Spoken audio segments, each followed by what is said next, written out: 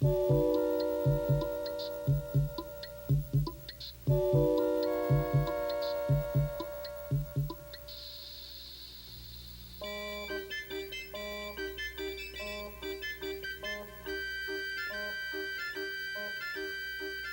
picnic near the lakeside in Chicago is the start of a lazy afternoon, early one October.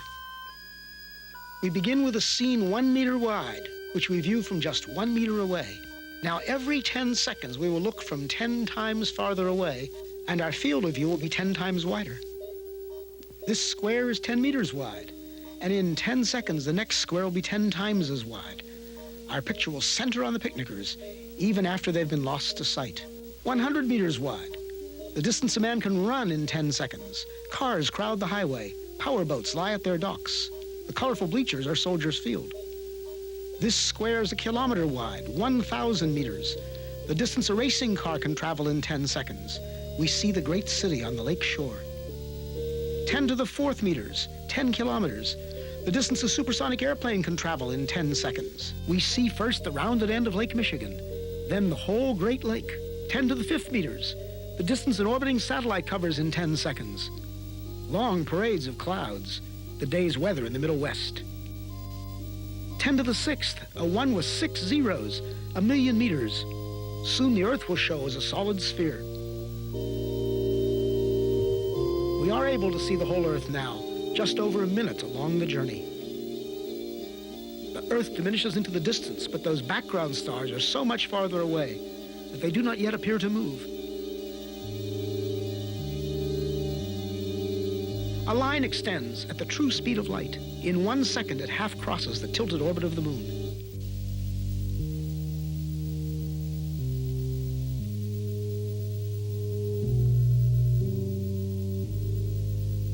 Now we mark a small part of the path in which the Earth moves about the sun.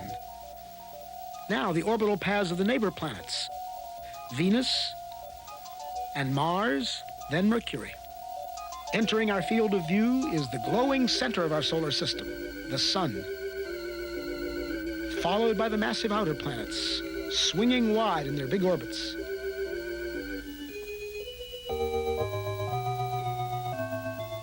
That odd orbit belongs to Pluto. A fringe of a myriad comets too faint to see completes the solar system.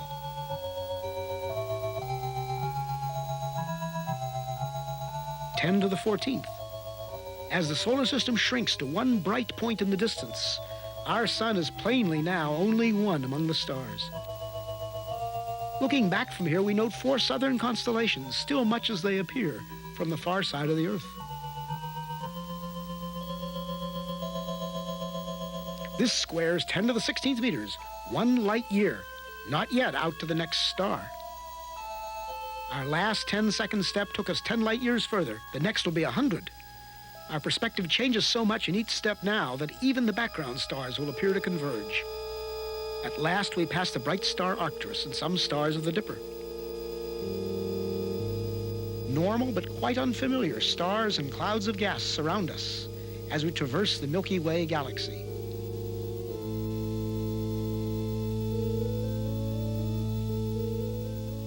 Giant steps carry us into the outskirts of the galaxy. And as we pull away, we begin to see the great flat spiral facing us.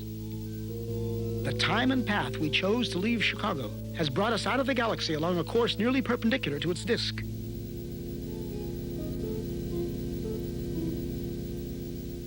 The 2 little satellite galaxies of our own are the clouds of Magellan. 10 to the 22nd power, 1,000,000 light years. Groups of galaxies bring a new level of structure to the scene. Glowing points are no longer single stars, but whole galaxies of stars seen as one. We pass the big Virgo cluster of galaxies among many others, 100 million light years out. As we approach the limit of our vision, we pause to start back home. This lonely scene, the galaxies like dust, is what most of space looks like. This emptiness is normal. The richness of our own neighborhood is the exception. The trip back to the picnic on the lakefront will be a sped-up version, reducing the distance to the Earth's surface by 1 power of 10 every 2 seconds. In each 2 seconds, we'll appear to cover 90% of the remaining distance back to Earth. Notice the alternation between great activity and relative inactivity, a rhythm that will continue all the way into our next goal, a proton in the nucleus of a carbon atom beneath the skin on the hand of the sleeping man at the picnic.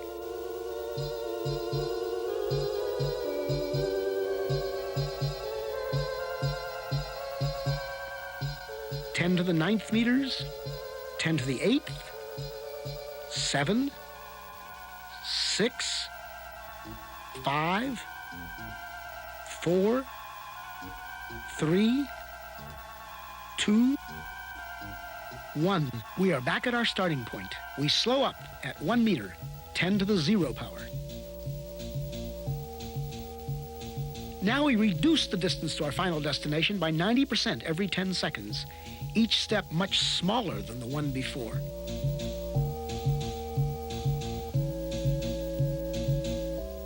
At 10 to the minus 2, 1/100th of a meter, 1 centimeter, we approach the surface of the hand.